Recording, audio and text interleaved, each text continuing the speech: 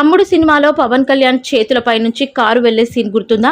ఆ మూవీ కోసం ఆయన రియల్ స్టంట్ చేశారు. తాజాగా అలాంటి స్టంట్ ను శ్రీకాకుళం సోంపేట రాజాపురానికి చెందిన డొక్కరి సూర్య చేసి చూపించాడు. తల్లిదండ్రులు చిన్నతనంలోనే చనిపోయారని కఠోర సాధనతో స్టంట్లు చేస్తున్నట్లు సూర్య తెలిపాడు.